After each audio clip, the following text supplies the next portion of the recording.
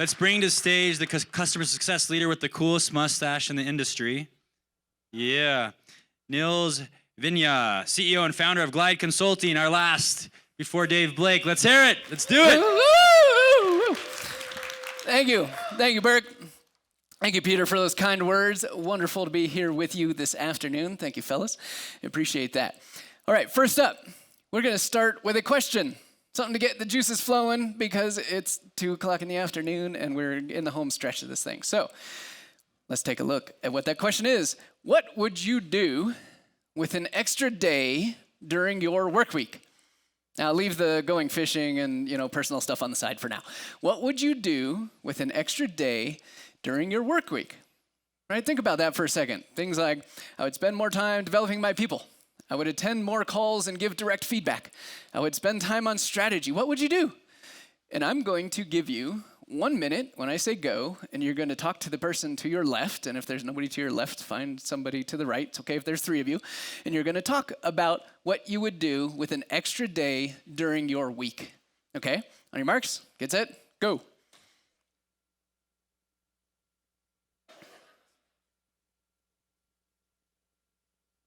Yeah, you guys. I would quit a job because I don't need to work 60. I don't want that job. Good. You got to ask Peter now. Peter, what would you do? Did you guys already discuss? You're done? There's 3 of you. Come on. What's that? That was like 10 seconds. Okay, I'm going to call on you then. You're very organized. You've thought about this before. I like it. All right, cool. Okay, about 10 seconds.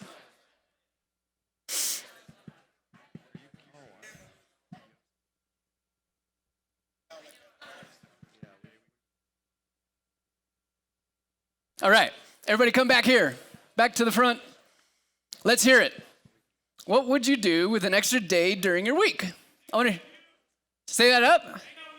Hang out with me. I'm all for it. I live in Bend, Oregon. If you love the outdoors, just like being in Sundance, come up to Bend, drop me a line. We'll hang out. I'm with you. What else? Network more and get inspired. Wonderful. I love it. What else? One more time from the back. More strategy and planning. Okay, this is the most active the back of the room has been in the last day. I love it. You guys are awesome. You rock. Wonderful. Well, there is one strategy to rule them all when it comes to gaining control over your time so that you have the freedom to spend your time in the area that is going to return the highest value for you, your customers, and your company. That's it. There is one strategy to rule them all in order to gain control over your time. It's 2004. I find myself on the therapist couch, and I was feeling depressed. I was lost. I didn't have a clue what to do with myself. The therapist asked me, "So what brought you here?" Typical therapist question. And I go on to tell her that I just quit a job that was so misaligned with who I was that it drove me into the ground. That I feel like I've been searching for where I fit in the professional world for so long, and nothing sticks. I even went so far as to go completely against who I am as a person. And I was totally blind to this until I hit the wall, quit my job, found myself on this couch. I feel like I've lost all control. And it went on to work with that therapist for a number of months, to gain control back over my mind, to gain control back over my confidence, and to continue pushing myself. I wasn't going to be beaten by this, even though it was a severe low point in my entire life. I was not going to let it define me. And over the next couple years, I continued to push. I continued to look for where I fit in the professional world. Working inside of startups was what I did. And I did literally every job inside of them, trying to find something that was just gave me passion, that lit me up, that kept me coming back day after day. and I struggled for many, many years. I went back to grad school. I got an MBA in management and org behavior. I found that there was a glimpse of passion in the management side, and I didn't quite know what it meant at that time, but I knew it felt good. Then I got into my first job as an individual contributor, CSM, on the front lines. We're responsible for working with customers. And after, a brief bit of time, maybe, 4 weeks or so, it was like the heavens had parted, the sun was shining down, the angels were singing, ah, and I finally knew what I was meant to do. I finally had the place in my professional world where I fit, where I get to use all of the skills that I had acquired through all those different disciplines I had spent little bits of time with, what some would consider job hopping. I was just gaining experience for customer success down the line, just didn't know it at the time. And I got to all use that, plus all of my natural talents in order to serve the needs of a customer. It was phenomenal.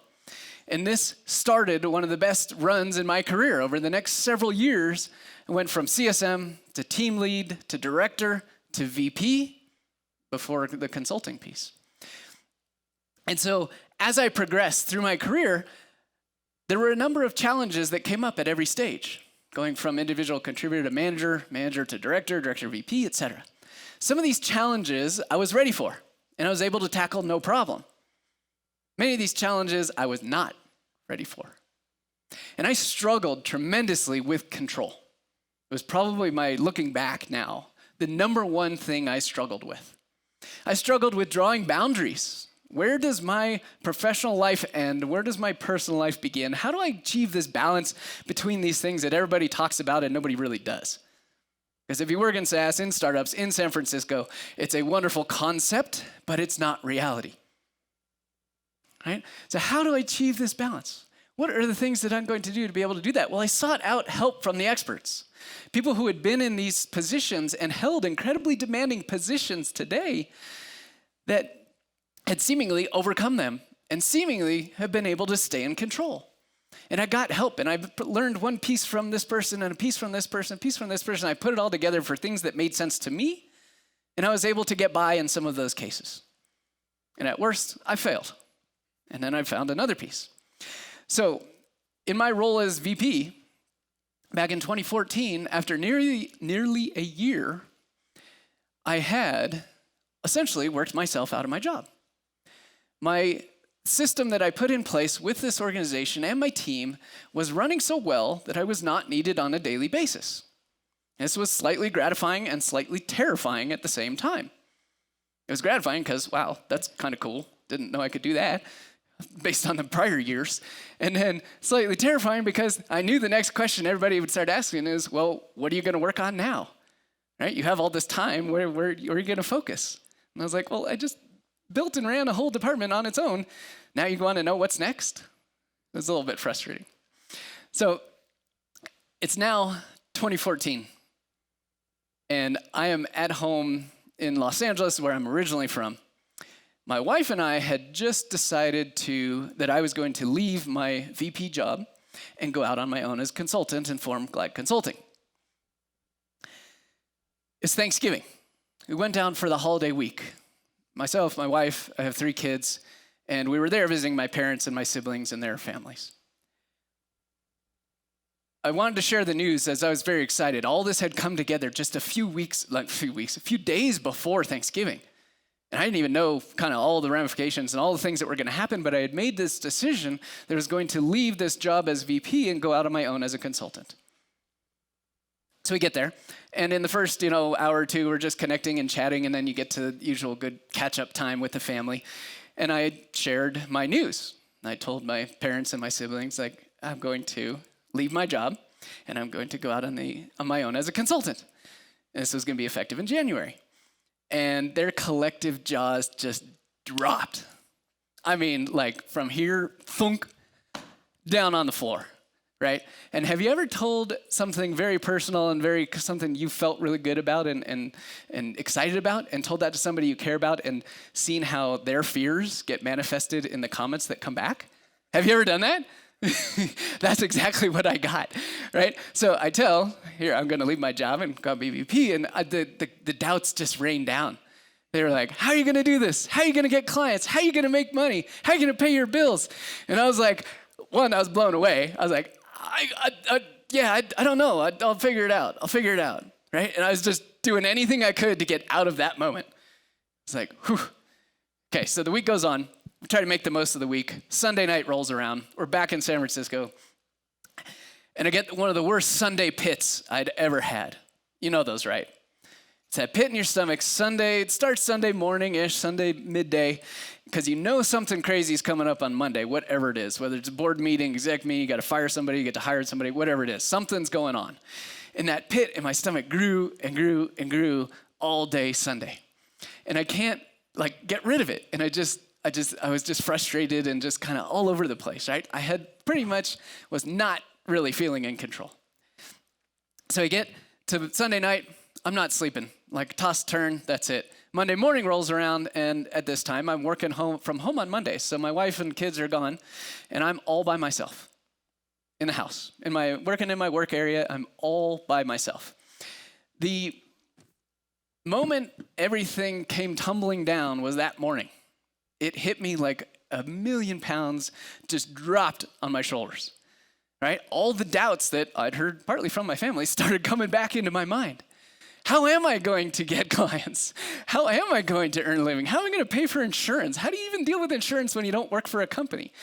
I was like, what the hell am I thinking? Right? I'm the sole income earner in a 5-person family. We cost a lot of money just to survive on a monthly basis. What is going on here? And I'm leaving my job as a VP of CS because I thought I was too good at it?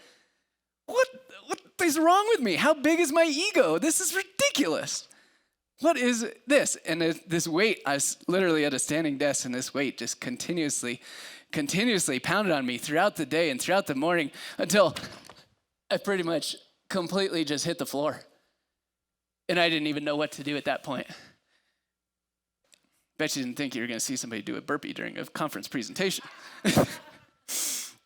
So I make it through the rest of the day. Didn't really share much about this freak out with my wife because I figured that probably wouldn't do good things for the family overall. So I kept this to myself. And Tuesday morning rolls around. Didn't sleep much that night. I'd take Bart back down to downtown, and I'm back in my office Tuesday morning. And as I said, I didn't have a lot going on work, so I decided that I would spend some time writing up a coaching proposal for a prospective client that I had been talking to for several weeks. And I spent 90 minutes. That's all. I spent 90 minutes sitting at my desk, headphones on, doing absolutely nothing, but documenting something I knew how to do, but had not formalized or written down. And the more I wrote, the better I felt. And the more I wrote, the more excited I got. And the more I wrote, I just had this release, right? All that weight that was dropping me down on the floor over there was totally gone. After 90 minutes, I split. Took a break, took a walk, was walking around town, and I was like, what the heck? What just happened? From the low of Monday to the high of Tuesday morning, what on earth was the difference between those 2 points? I had no idea. But what I realized was that I created a system and I took control. Control was something I chose to do, and a system was something that could be repeated. I went on to sell that coaching system about 10 times my first year on my own. I still sell it today. It's largely exactly the same as what I wrote that Tuesday morning in 2014 in 90 minutes. Because I knew exactly what had to be done, and I got it clear. Ultimately, years later, reflecting back on that whole time and how pivotal it was and why that one Tuesday morning was more pivotal than almost any other in my life, I realized that what I did was take control and build a system. I realized that a system was something that could be repeated over and over with minimal tweaking. I realized a system was something that I knew how to do but hadn't formalized, and once I did, I felt good about it. I realized that the world is made up as a series of systems. Our cars, our software, our organizations are made up of a series of systems. Your leadership needs to be a series of systems. Right? That was my big aha moment at that point. And we're going to take, in the next 15 minutes, we're going to go through a system building together in an area that every single one of you has experience in. I guarantee you that. First up, my slides are nothing more than a prompt. So I've made a worksheet for you, which covers everything I'm going to go through from here on to the end. An example. So take a picture, write it down, bit.ly/CS freedom and control. You don't have to grab it now, you can grab it later. Totally up to you. So, what is a system? A system is something repeatable, right? A system is something that can be relied upon to produce a specific result. Right? A system is something that you know and kind of naturally do today, it just might not be formalized. So I want you to be real and honest over the next few minutes here. I'm going to ask a series of questions, and we're not going to do the raise hand, but I am going to ask you to say the word yes. I'd like to hear a little bit of energy, and if you raise your hand, I can't see, no, but not everybody can see it without jarring their neck. So we'll do a quick, real little test, and then we'll get into it. So when I'm going to say, if this applies to you, say yes on 3, 1, 2, 3, and then you guys say yes, okay? Real quick test. Does this apply to you? 1, 2, 3, give me a yes. Perfect. You guys are good. Okay. So if you are responsible for and deal with escalations, I want you to give me a yes on 3. 1, 2, 3. Okay, that's kind of the baseline because that's basically everybody in the room. If you don't deal with escalations, I don't know what you're doing here. Okay, now, if you have a tendency, and this is where the real and honest part comes in, if you have a tendency to drop everything when an escalation comes in other words, you're working on doing some work, but an escalation comes in and you completely drop it on the floor and focus solely entirely on that because it is pertaining to a customer. If you have a tendency to drop everything, give me a yes on 3. 1, 2, 3. Okay. If you have a system in place in some form, right, where an escalation comes in, you kind of know some things you're going to do and you kind of know what's going to happen, give me a yes on 3. 1, 2, 3. Okay. If your system is so bulletproof that it could be run by someone else, stepping into your seat in your absence without talking to you first, then I want you to give me a yes on 3. 1, 2, 3. Okay, I got one over here. Awesome. That's usually about what I would expect, which is wonderful, and that's exactly what we're going to build here. So at the end of this, all of you will know exactly how to build a system. We're going to walk through it for escalations, and it's a framework. It's an example. It's a very basic, rudimentary one, but it's the concept that I want you to take away. So a system has 3 main components. It's really not earth-shattering. Inputs, actions, and outputs, right? So let's talk about the inputs for an escalation system. Number 1, there's a series of trigger events, things that occur that would cause an escalation. What are some examples of trigger events for an escalation? Shout it out. Champion left. System down. What else? Yeah. Can't figure it out. Yep. Good, right? We all have these. Exec sponsor leaves, low NPS, product issue, product usage level, system issue, whatever it is. This is part of the system. You know that there's a certain set of criteria that would trigger an escalation. The question is, can you define it, and do your CSMs know what that universe of triggers are as well? Part number 2 on the inputs is there's an email from the CSM. So the key question with the email from the CSM, now, it can come in a couple different forms. On the one hand, your CSMs take a situation, send you an email, say, I need this, I'm escalating this because I don't know what to do. Here's the context. It's a forwarded mile-long thread, etc. Right? That's one potential. On the other hand, if you look at what the structure of these inputs are and put more structure into them, you can have dramatically better results. I'll give you an example. So in my CS teams in the past, I had a very specific template that was an escalation template. So any of those trigger events occurred, CSM would pick up this escalation template and fill out the questions that I had defined. And the questions were intended to teach them how to think critically about a situation that caused an escalation. My whole goal was training them how to think differently than they had in the past. And it was incredibly effective. So these are questions like, 1, what happened? Why are we here? But 2, what have you thought about already? What are some potential ramifications for this? What resources do you need to engage internally? What specifically do you need from me? And so these are all the questions that if they came to me and I happened to be in the office, I would ask them and want to know anyways. And I just removed that step and said, if an escalation comes to me, it needs to be in this format with these questions answered, and you need to have thought of this. So it's a really helpful tool to train your CSMs if there is any kind of ambiguity or ad hocness to the way that escalations are coming to you today. Now let's take a look at the actions. So those are the inputs, right? You get the notification, and there is some form, likely an email, from your CSM that says, here's what's going on. So actions, step one is prioritization. You just have to answer one question, and there's only two choices. Is this an emergency? And the choices are yes and no. An emergency, sometimes an escalation is warranted for you to drop everything. Like that's okay. It's gonna happen. But most times, if you stop and think about it for a brief second, the escalation is something that needs to be addressed, but does not warrant dropping everything or alerting other teams to drop everything for them, right? CSMs, ourselves as leaders, sometimes we can get a little carried away depending on the situation with the customer. So you have to answer to one question. Is this an emergency? Yes or no? Just put it in that bucket. Yes, it's an emergency. No, it's not. It can be dealt with in a normal fashion, which we're going to talk about next. The processing and acting. This is where you're deciding ultimately what to do. But before that, you have to have the time dedicated to be able to process and act.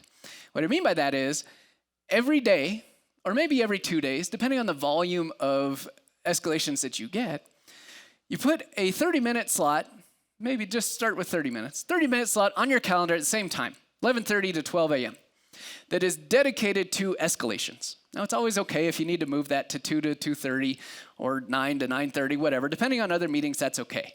The key is that there is a time slot that is already dedicated and available on your calendar to handle escalations. So when you come in and the previous times you had made that choice of, no, this is not an emergency. I'm not going to drop this. I'm not going to drop everything to solve this. It's going to go into my I need to deal with escalation bucket. And then at that next time slot, when you're dealing with escalations, you address the escalation. And you process it and you think about it, and then ultimately you'll respond here in a second. That's the acting. Lastly is the outputs. Right? This simply is just your response and the next steps. That's it.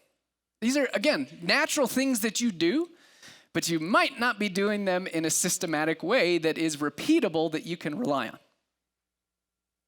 The last piece is tracking the status of the escalation, right? So as part of the outputs, tracking the status is important.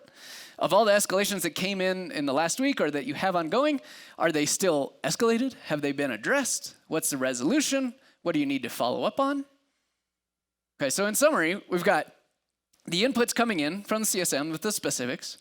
Then we've got the actions, which in your specific time slots that are dedicated to escalations here, here, and here, on these days of the week at these times, you have time dedicated already where you know that you'll be able to address the escalation, and then you come up with the outputs. So to give you a frame of reference of what this looks like visually, for the visual learners in the group, myself included, right? Here's a simple systems diagram where we have swim lanes.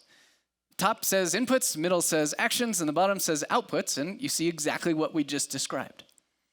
So imagine for a second that someone had to fill in your shoes for a brief period of time. You were on vacation for 2 weeks, came to a wonderful conference in Sundance, Utah, and wanted to focus your entire energy and effort on connecting with other people and not on monitoring your inbox for what's the next escalation that's going to explode and that I have to deal with, right? How are you going to translate that to somebody else if you don't define it for yourself, even though you naturally do these things? That's where the systems come into place. And that's why the single strategy to rule them all, when it comes to gaining control over your time, to allow you the freedom to spend your time in the areas that you guys defined earlier, is going to return the highest value to you, your customers, and your company. right? A couple of those examples of what you guys came up with were phenomenal. If you were to network and get inspired and talk to other people, imagine how many other ideas you could bring into your organization, how much faster you could drive your organization to where you want to go. Simply because you took control of something that was previously would take you out of control, and you had a defined system in place that you knew could always be relied upon. In my last VP role, I mapped out all areas of responsibility for myself. And this included everything that I was responsible for on a daily, a weekly, a monthly, a quarterly, and an annual basis. You know how many things I came up with on areas of responsibility? 92. I was responsible for 92 things happening on a daily, weekly, monthly, quarterly, and annual basis. So I'm sure I missed a few, so let's round it out and say the average CS leader probably has 100 things that they're responsible for. Well, imagine that a good percentage of those are systems. Imagine, say 75 of those are systems that are defined so that at any point, you know exactly what is coming, what the inputs are, what the actions are, and what the outputs are, and you don't have to think about what to do in that moment. You ever get an email from your CEO or CFO saying, we're having a budget review meeting next week for next year's fiscal budget. I need a hiring plan now. It was like, whoa, where was this like 3 weeks ago? It's like, no, it wasn't a priority 3 weeks ago, a priority now. And you either work more and probably work in through the night and some late stuff because you got a whole bunch of other things already going, right? Well, what if you had a system in place that systematically every quarter you had this set up to where you knew exactly what you had to do, how much time you had to dedicate to keep a hiring plan continuously up to date so that when that email came through, you said, boom, I got it. I know exactly where it is. It's already up to date. I might need to tweak a couple things, but I don't need to recreate the wheel. Imagine that. Nearly your entire areas of responsibility in a system that is reliable and repeatable. That is where gaining control comes from. And that is where freedom to spend your time in the other areas comes from. So I have two questions, or one question and two parts to leave you with. Number one, which area will you take control of? Remember, control is something that you take. It is not something that happens to you. If you're waiting for control, as I had at previous times in my career, it's not coming. Accept it, deal with it, and move on. Number two is which area you're going to build a system for. Right? I shared this simple example of escalations, and imagine a clear you could give to your CSMs, to the rest of your leadership team, to yourself, on this is how I deal with these things that come up that I'm responsible for. Right? Nobody ever says, how do you deal with escalations? Right? But if you had this and you bring it on board a new CSM, instead of sitting down with them for 10 or 15 minutes or having it part of the onboarding program, here, go read the system. It's defined, it's documented, it's there, it's exactly there for you, and it saves you even more time. Once again, the worksheet for this, which that system diagram and the whole kind of outline of the inputs, actions, and outputs is available from this bit.ly link, bit.ly/CS freedom and control. And we have 2 minutes. I'm more than happy to entertain a question or two if we have from the audience. And thank you guys very much. All right.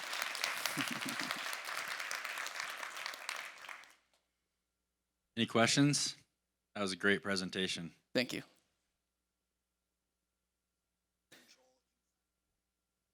Right here. Okay, so Ari's question was, do you Is this use... a t-shirt question again? Or? No, this is real. Yeah, do you... I want to know how far it goes. Do I use this system to take control inside my own family? To a certain extent, and it is continuously improving. I'll say that. I am not perfect. I do not have my 92 systems perfectly mapped out, right? But I do continuously notice every single time I get caught up in something that I should have done earlier. There's an annual photo book I create with my wife, and we send it to the grandparents every year. I now have a system in place for that, and it is triggered in the middle of July. Because normally what happens is the week after Thanksgiving, we sit down and we are absolutely in misery trying to create this thing. And every year we say, why didn't we start this earlier? Kind of like taxes and that sort of thing. But now I start it in July because I did put a system in place and do it. So yes, to a certain extent. I run my own business.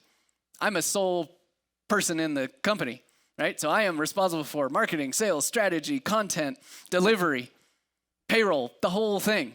I have systems in place 100% for the business side, and if I didn't, I would drive myself absolutely bonkers and never stop working. But that's not my goal. Good question, Ari. Yeah, Sam? So beyond the escalation system that you went over, what would you say are 2 to 3 maybe common systems that in the companies that you've worked with that they need to be put in place that yes here could take a look at?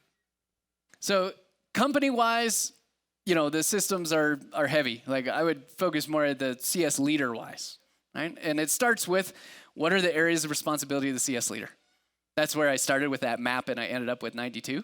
And it was about picking off the most important ones, right? So for me, previously, annual strategic planning was something that was really important to do, but that usually got left to the wayside until there was a compelling event like a offsite or something. And it was like, okay, bring your strategic plan. It was like, what? Right? So that was one that was critically important. That's on the big scale, right? On the small scale, it's one-on-ones. One-on-ones are a system. And they can be done in a systematic fashion and documented and clear. Again, if you can work yourself out of the job by having it so well defined and documented that it runs without you, that's a huge bonus because you get to spend your time in other areas that you defined earlier. Cool. Thank you all very much. All right, thanks, Nils. Thanks you. Let me grab this with you.